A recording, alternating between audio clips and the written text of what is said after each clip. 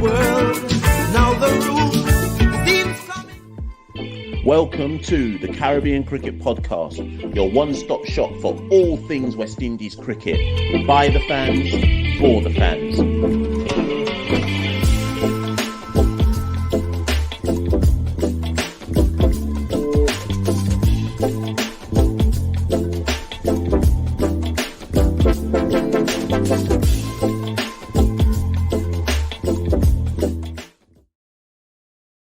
Ladies and gentlemen, welcome back to another edition, another episode, another conversation, another deep dive, another call it what you want. My name is Mashal St. Patrick here at one half the Caribbean Cricket Podcast. And with me as ever is my co-host, my partner in crime, Santoki Nagulendran. Santoki, I'm in the tie. I'm in the tie today. It's a special occasion, Mash. But Mash, you know what? A wise man once said about West Indies cricket. It's only licks when we touch down. And that was certainly the case 48 hours before this recording. West Indies women with a record-breaking chase, the highest successful chase in women's T20 cricket, chasing down 213 against the mighty Australia in Sydney. And, central to that chase, we've got a player on the show who captained the side, scored a majestic 132 of 64 balls, currently number one ranked all-rounder in women's T20 cricket, won 7 player of the matches awards in a row so far. I think she's averaged 90 during that period, scored 452 runs, and also taken 15 wickets at 10. So, Mash, it's fair to say this is a player in good form. She's been drinking her Morbi, and we've got her on today, Mash. Without further ado, do you want to introduce who we've got on the show? For real. And do you know what, Santoki? Before recording this one, it occurred to me about the captain. Everyone knows who we're doing this with, obviously, but the captain of the West Indies women's team, she doesn't have a tag name. Like it's time for Hayley to do. I don't know what her tag name's gonna be, but she's got to have something now. Once you start performing like Hayley's performing, there's got to be something before the name. So hopefully by the end of this episode, we can crown Hayley something. She got that everyone will now take forward as the kind of tag name for Hayley. But obviously, it's Hayley Matthews, captain of the West Indies women's team. Absolutely delighted to have her on the podcast. And as you say, Santoki, fresh off, I don't even know what you call that knock. Magnificent doesn't even seem a good enough word to use, but fresh off the magnificent knock against the Australians less than 48 hours ago. So without any further ado, let us bring on Hayley Matthews. Hayley, how you doing? Hey guys, I'm good. Thanks for having me on the show. Absolute pleasure, Hayley. And first things first, Santoki's obviously going to jump straight into it. But when you have an innings like the one you had a couple of days ago, what happens to your phone after something like that? Like, how inundated do you get from friends, family, media, etc.? Yeah, I mean, it did blow up quite a bit. I think that same night, I obviously had to go and do a post-match press conference and everything right after. And I remember having my phone in my pocket, and I think I had it on vibrate. And during the whole press conference, it was just going off the entire time. And we went back to the hotel and kind of went in the team room to just chill and hang out and obviously celebrate the win and stuff like that. And I took a look at my phone and I just put it to the side and didn't look at it until the next morning because it was insane. I could only get back to a couple people, and every time I would reply to someone, even it will literally be an instant reply back, and the messages filled up, the inbox filled up on Instagram, the posts coming through. So yeah, just insane. Lovely. So let's jump straight into that match. So obviously Australia have posted 212. Obviously we know what a great side Australia are. Litchfield has scored the fastest half century in women's T20 international cricket. As a captain and as an opener, at the interval, firstly, what do you say to your teammates? And secondly, coming out, how do you sort of approach that level of a chase with such a big total? Is it a case of trying to bat through the first over, see where you're at, or target what you can score in the power play? What's sort of your mentality going into that chase? Yeah, I think probably one of the first things I said to the girls was is a good wicket. And kind of the plan going out there to bat, it was kind of just get bats on ball when we could and try to get to the boundary rope. I know myself personally early on, I probably take about 1 or 2 overs to kind of have a look and then get going. But like I said earlier, the wicket was so good that I knew once I got myself in and gave myself a pretty early chance, that after that it was the kind of wicket where you could kind of almost just hit through the line of the ball, and that's exactly what I tried to do. I know when Steph came up to bat, I communicated to that to her right away, and from the time she faced about 6 or 7 balls, she started doing exactly the same thing. So you mentioned Stefani Taylor coming out. You guys put together a 174-run partnership. At what point in the innings do you start calculating, okay, how many do I need to score each over to kind of get this win? I would probably say when we needed about 105, I think it was, from about 54 balls. Yeah. I think that's the first time we really look at each other and say, yeah, boy, like we got a real shot here. But we just gotta keep going. Like we knew at that point the required run rate was like 11 or 12. But the good thing about this situation is that we weren't absolutely going haywire to get the runs up to that point. We were striking at the required run rate. Sorry. And we were just doing it by playing really positive cricket and good cricket shots the entire time.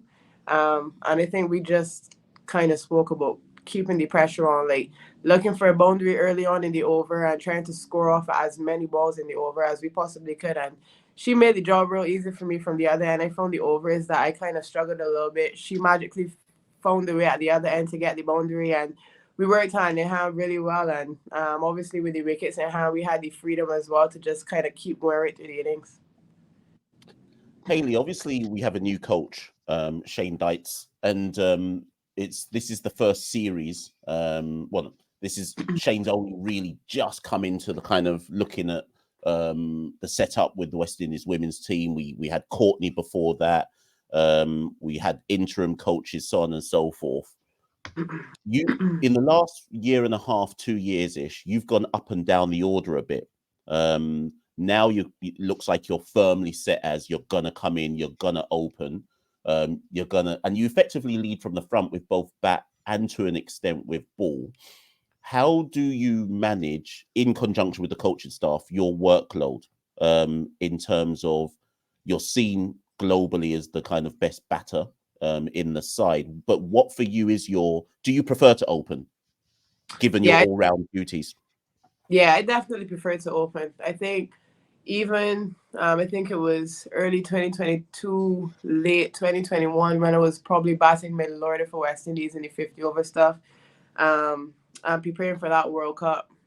It was the coach, it was Courtney and Robert Samuels at the time, and we obviously still had Deandra playing then too. And she was opening the batting, and we kind of felt like the batting order needed lengthening a bit, and Steph as well as the captain too. And we figured with myself and Steph in the middle order, it really gives us a lot more solidity within that middle order. And I remember preparing for the entire World Cup, kind of batting at number 4, and I was a bit upset actually at first. Not upset, but I guess I was a bit nervous to kind of go in the middle order. I always wanted to be an opener, wanted to bat at the top. And I spoke to our batting coach at the time, Robert Samuels, and I think from his point of view, he kind of explained as well, like, look, all this is going to do is broaden your game and build your experience. And I think it did exactly that. Obviously, spending my entire career so up to that date, opening the batting and then getting to go to number 4 and having to come in pressure situations in the middle order and kind of command things when we might have been in trouble from losing a couple early wickets did help me a lot. And then it just so happened that through an injury, literally the day before the first game in the World Cup in 2022, Rashada Williams, I think, got injured or was sick, something like that. It threw me back up to the top of the order. And I remember pretty much it was that morning of the game against New Zealand when they told me, like, look, Shane's not going to make it. And you got to open the batting, and I was mad because I was like, I just prepared for 7 months. I just did 7, 8 months, like batting at number 4, preparing myself to like be into a new role. And the day before the biggest tournament that happens every 4 years starts, y'all come in and tell me I gotta go open the batting. And then like what put the cherry on top was I went to the net. I decided, all right, I can go and have an early net that morning. To just face the new ball, like get the new ball wind at me, and I could not get a single ball out the middle of the bat. Like the ball was swinging around, like I was edging everything. I was like driving, and as soon as I missed the ball, I was like swearing, like what, like just going on crazy because I couldn't believe it. And then obviously went until in the middle, and it came off the middle a lot better, I would say. You talked about in the game on Monday, you talked about sort of the added leadership, adding responsibility, and that helping your game. Has sort of that leadership, the leadership qualities, has it something that's come naturally to you, or is it something you've worked on as you've become more experienced? I think, look, even when I wasn't a captain, I was one of the more experienced players, and I really tried to pull along the girls with me where I could. But then when I actually got the captaincy, I felt like I was at a certain level. However, a lot of learning has still taken place. I've learned so much from the day I took over the captaincy up until now, not only around leadership, but around cricket as well, around the game, around field settings and field placement, around mindset. So I have learned a lot, and I have developed as a captain over my period of time. And yeah, I still think captaincy is something that you can continue to get better and better at as you go along, and something that I still want to improve and look forward to. Interestingly enough, Hayley, because I remembered this morning, this is how I know I'm old, right? Because I feel like you've been playing for ages, like literally ages. And I was like, no, but I swear Hayley's only 25. So I had to go remind myself if you're 25 or not. But how do you, it's almost like a Leo Messi type thing. How do you kind of adapt and change to international cricket when you've effectively been playing since you were a teenager? So you've gone through like peaks and troughs, and now you're at another peak where effectively globally everyone's like, in fact, it was named today or last night that you're the #1 all-rounder in the game. So how do you kind of manage that when you make your debut so early in international cricket? I think one of the things for me, I probably didn't even just go through waves myself, but I think women's cricket on a whole kind of move from the time I was 16 and made my debut is completely taken a step up since then, and the levels gotten better and better and better as the years have gone on through investments. And I think for myself, through that process, I would have had a lot of failures as well. But I always say, I think a lot of those failures that I would have went through, especially that period from probably say 2019 to early 2021, when I was really, really struggling, it's probably the reason why I'm one of the better players today and why I'm better as a player today. I definitely learned a lot going through those periods about my skill and about my game and about my strengths, and a lot about my weaknesses as well. I think cricket got to the point, women's cricket got to the point where they were watching all the footage and seeing what you were good at and what you were not good at, and bowlers were coming out and being able to execute it very well, and really made me go through that period where I struggled. And I think it came down to about 2021 where I just had to really fix a lot of technical problems that I had. And yeah, I was able to get that done, and started playing the straighter ball a lot better. And then I think the next thing that probably helped me to then go up to a higher level after that would have been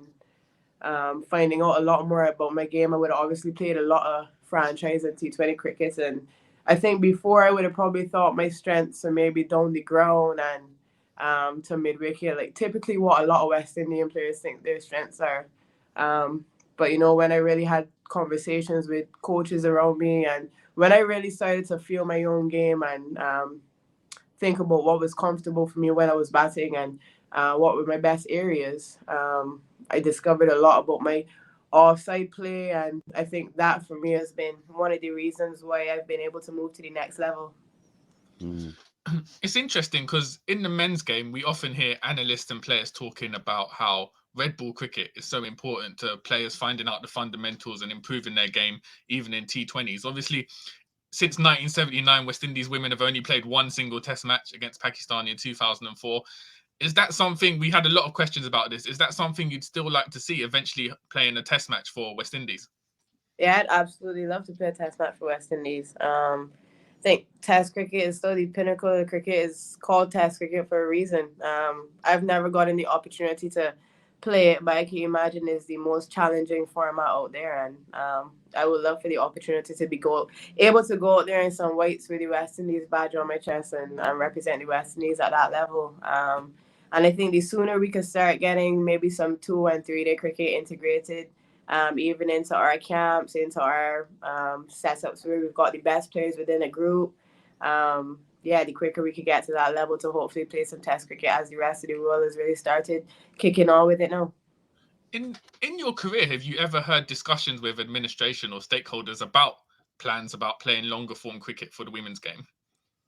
Not necessarily. Maybe 1 or 2 discussions here or there, but at the same time, I think when I began my career, 1, I was really young, and 2, women's cricket wasn't as professionalized.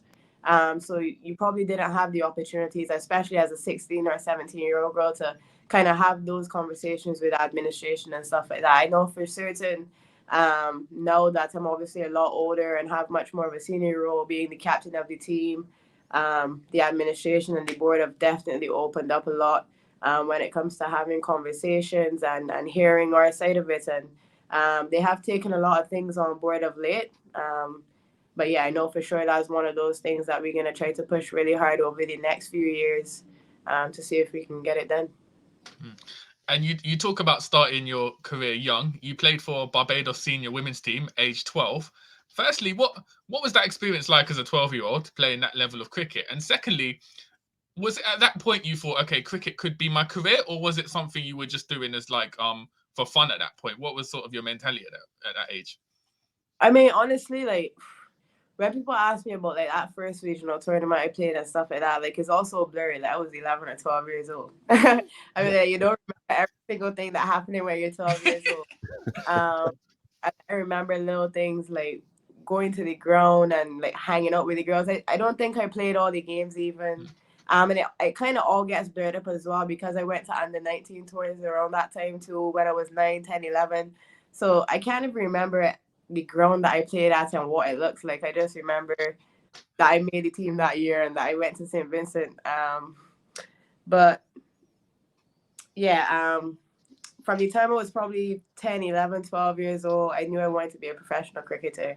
I had a love and a passion for the game from a very, very young age. And I think obviously I would have represented Barbados in track and field as well. But for me, it was never a doubt about which sport I wanted to play or what I wanted to do because I had a huge love and passion for cricket from a very young age. We've seen Hayley. So we've got Craig is the men's test captain. Shay is the men's ODI captain. You're the women's captain. And with Craig and Shay in particular, we've seen the captaincy as, or I don't want to say it's evolved their game, but some people thrive under captaincy. And it's just interesting to me because when you would have made your debut, you would have had players above you who were seen as they're the kind of global stars of the and that's not which obviously we know what you did in the World Cup final, etc. But you had players who were more senior to you, right? Since you've taken the captaincy, is there a burden on your shoulders? You may, or do you not really feel it to be like, I've got to perform, like I've got to lead the way, I've got to set the standard for the team? Does that come? Do you relish that pressure? Do you even notice that pressure? Well, how's that go for you? Yeah, no, good. Yeah, I definitely feel it. I think a big turning point for me. Obviously, I got the captaincy last year. I probably played our first series under my captaincy sometime around this time last year. And we played New Zealand and England back to back, where it was 2 really, really tough series. It was 8 games against New Zealand, and I think 6 or 8 against England, and we had won 2 out of both series, and both of them were against New Zealand. And that was obviously quite a tough period, obviously, as a new captain coming into the setup. And I remember then going to the World Cup after that and having India and England first, and the results we lost. And we kind of went back and had a conversation. And I remember talking to one of the coaches and them saying to me, look, we came to this World Cup and we were kind of expected to be beaten by England. We were kind of expected to be beaten by India. But when we play Ireland and when we play Pakistan in the last 2 games, those are going to be the truth tellers, I guess, of where we are as a team, because those are the ones that will really know what level we're playing at the time. And I remember, obviously, at that point, we had lost something like 16 games in a row or something like that, or a lot of games in a row. And I definitely felt the pressure on, and I kind of said to myself, look, the job obviously not getting done. I was feeling a little bit as well, but at the same time, I can't just be mediocre anymore. I think when Steph was around at her best and when DeAndre was around, I could have gone on by sometimes scoring 20s and 30s, and all three of us merging together to put down a really good score, a really good performance. But Steph was obviously quite injured during that time. DeAndre wasn't around, and a lot of the weight was on, and the pressure, I guess, was on my shoulders. And I think I kind of looked at it from a legacy standpoint as well and said, I really don't want to be a captain that's come in and just losing all the time. And yeah, I kind of just made up in my mind there and then that I was going to put it on myself to make no excuses at all, and just absolutely try to do my best to win every single game. Have it be if I got changed the way I was playing, which is exactly what I did. I think against the next game against Ireland, I was probably about 30 from 35 balls.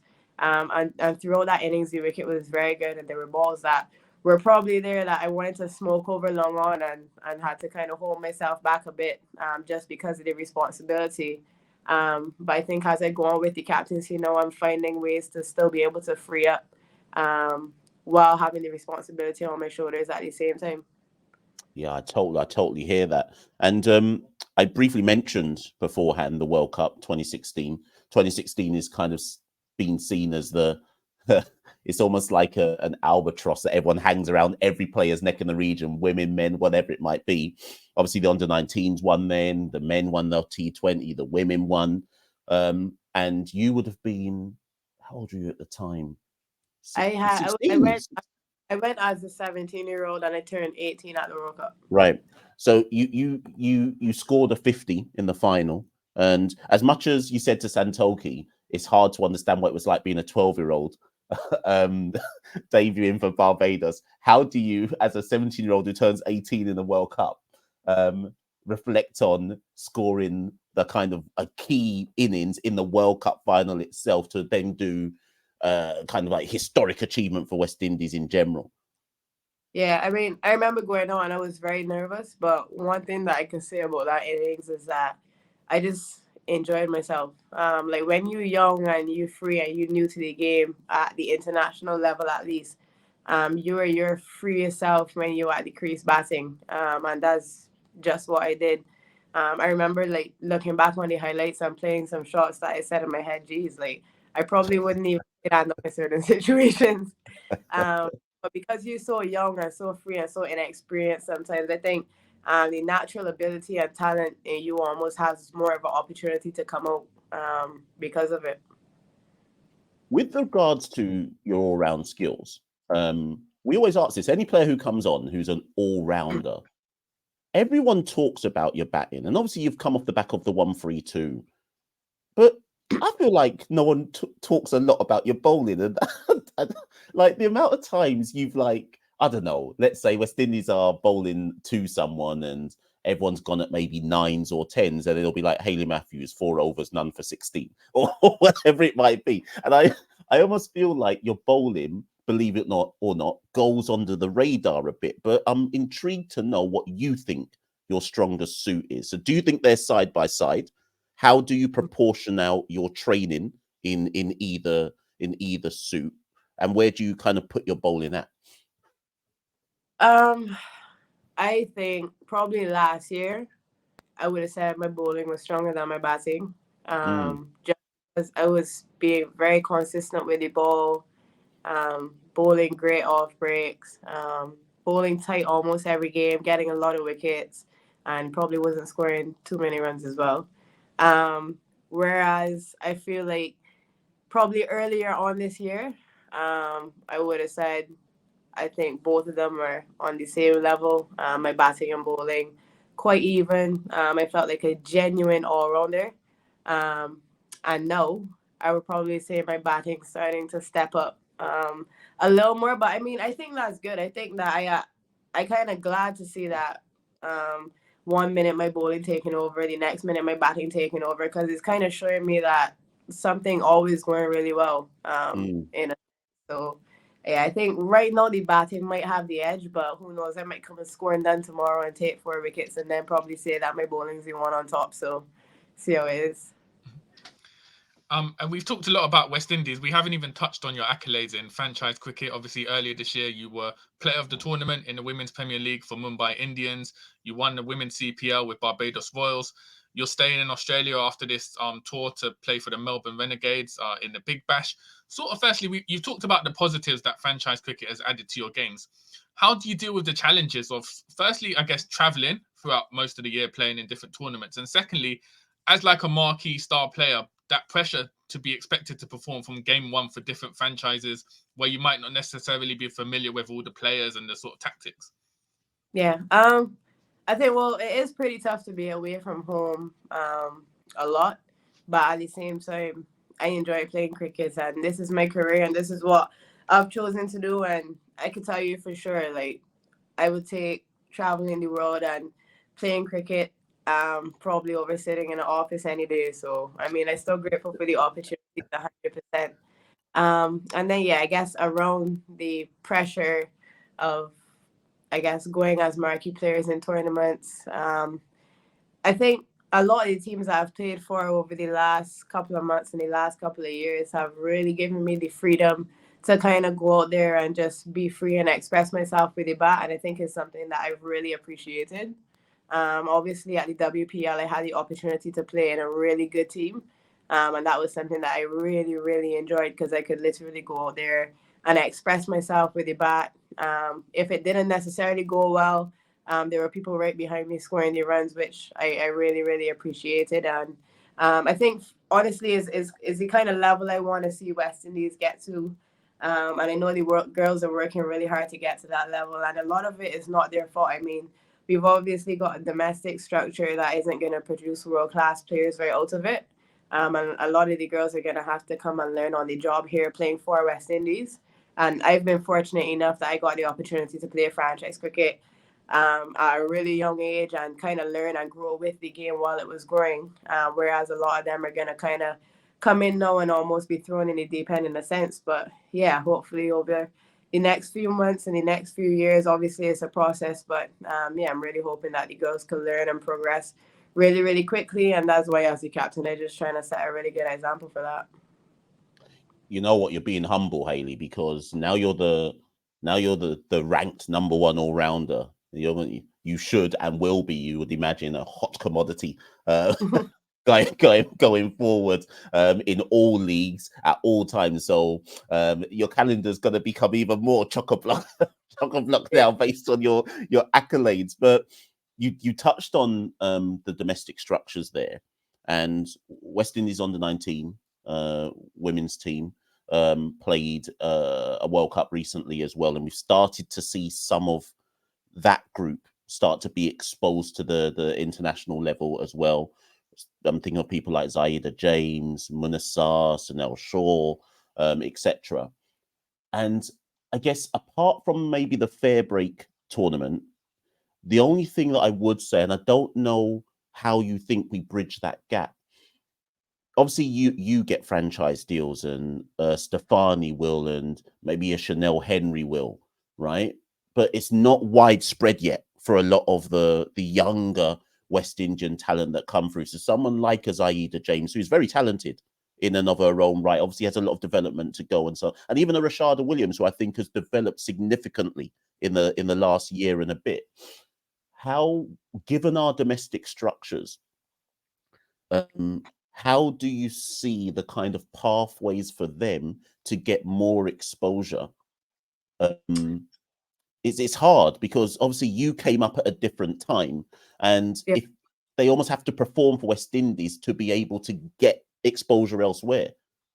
Yeah, for sure. I think that's why a tournament like CPL is so huge. And I know, like, I probably heard complaints about them only keeping it to 3 teams this year. Sorry, a bit sick. But I actually think it was a really good idea, because I think the first thing we need to do is get the standard really high. The fact that they kept it to 3 teams, brought in 4 internationals from all around the world, to get that high level standard of cricket in was really good. And I think we saw the type of games that were playing in that tournament. 158 was chased, 165 was chased. We set a huge total in the finals that was nearly chased down as well. And I think that's definitely the first step to it. But yeah, it is a challenge, because, like you mentioned, the girls have to get to a certain level to perform for West Indies, in order to get into the franchise cricket.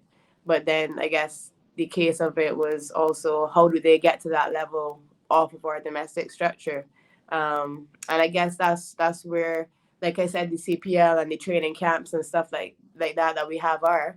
But I know one thing for sure that we're probably lacking within the Caribbean is a lot of match experience and a lot of match practice, and probably something that we have to find a way to get our girls getting more of, have it be maybe going to England and playing some county stuff in their free time, or seeing if you could get some of the domestic cricket over in England played. I don't exactly have the answer for it right now, but I know for sure we need to be able to try to find some ways. And I think they're doing a good job with CPL and doing a good job with the camps, but we still need to be able to find better ways to strengthen our domestic structure. And I think another big thing, probably when it comes to the development, is that we gotta get girls started from a lot younger. I think so many of the girls in the team probably started playing cricket at 14 and 13 years old, and might have just started playing on the road and then in with some boys and then into their national team. Whereas when we competing against teams like England and Australia, they have under 9, under 11, under 13, and girls cricket right across the board, like female competitions under 13, female competitions under 15. We saw Phoebe Litchfield just score the fastest 50 against us, and she's 20 years old. And you wonder how, but because she's come through an amazing pathway she's come through an amazing pathway for the last 10 years, playing high level of cricket, probably for the last 5 from the time she was 15 years old. Just before Santoki's going to come in with the final questions, but just quickly, actually, I wasn't going to answer this, but based on what you just said there, you played with boys growing up, right? You played Pickwick boys, probably school, etc. Do you still think, because I'm just wary of the global audience watching this to get an understanding of domestic structures, do you still think that is probably what some of the girls still have to face growing up through the system, that there's, whether it may be different in Barbados to what it is in Jamaica to what it is Leewards, Windwards, etc. But do you still think that that's really the kind of pathway that a lot of girls have to face? I don't think it's probably. I think that's exactly it. Yeah, if you're gonna be a certain standard, you kind of have to play with the boys, because we don't have enough good female cricketers knocking around the islands, because there's no structure for them to get into, and it's unfortunate. But any young girl that wants to really get into cricket from a very young age, from 9 or 10 or 11 years old, the only opportunity really there is boys cricket, or unless you go to private training, which then I know it can be very expensive, and obviously everyone in the Caribbean can't afford that either. This has been such an insightful conversation, and we could probably go on for hours talking about domestic cricket in the women's game. But Hayley, we know you've got a big decider tomorrow to prepare for. So Mash, it's only right we hit her with the big final quickfire questions. Yeah. Most definitely. We'll share these ones out, Hayley. So we always like to, when we get special guests on, we always like to ask them these same 3 questions at the end. So question 1, what is the best ground to play cricket at in the region, but you can't say Kensington Oval? That's it. Yeah. Number 1 ground to play cricket at, I think Maybe Lara Academy. Okay, interesting. Any particular reason why? Well, it's new, it's nice. When we played a couple days ago, I just won a trophy. The crowd was great, so I enjoyed it. And the training fans, they always out keeping a bunch of noise too. So. And globally in the world, best place to play cricket.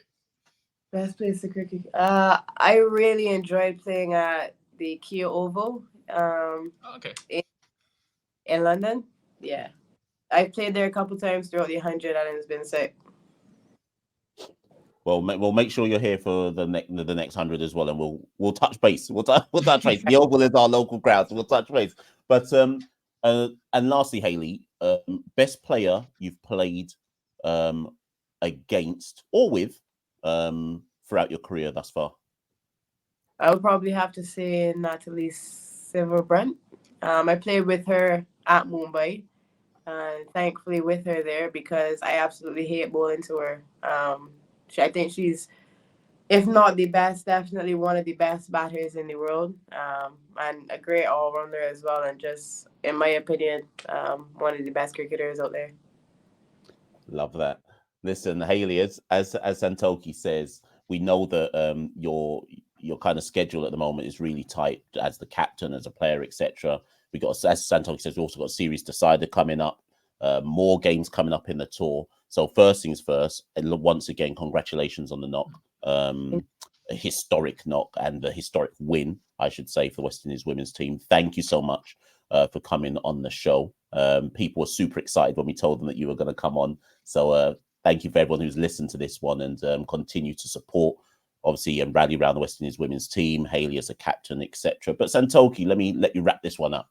Yeah, no, as you said, Mash, thank you so much, Hayley, for giving up your time. We know you've got a busy schedule coming on the show. It's been such a great conversation to have. All the best in the series decider and for the rest of the tour. And hopefully you'll be picking up your 8th consecutive player of the match tournament in that decider. Yeah, thanks, guys. I love your work on the show as well, so keep that up. Well, people, you heard it there from Hayley Matthews. If you're not listening to the Caribbean Cricket Podcast yet, Hayley Matthews says you must listen to the Caribbean Cricket Podcast. But thanks again, Hayley. Enjoy the rest of your evening. I think you're in Brisbane right now, and we'll catch up again soon. Ladies and gents, that's been Hayley Matthews. We've been the Caribbean Cricket Podcast. Thank you and good night. We rule the cricket world. Now the rule seems coming.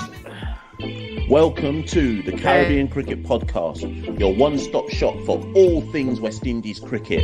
By the fans, for the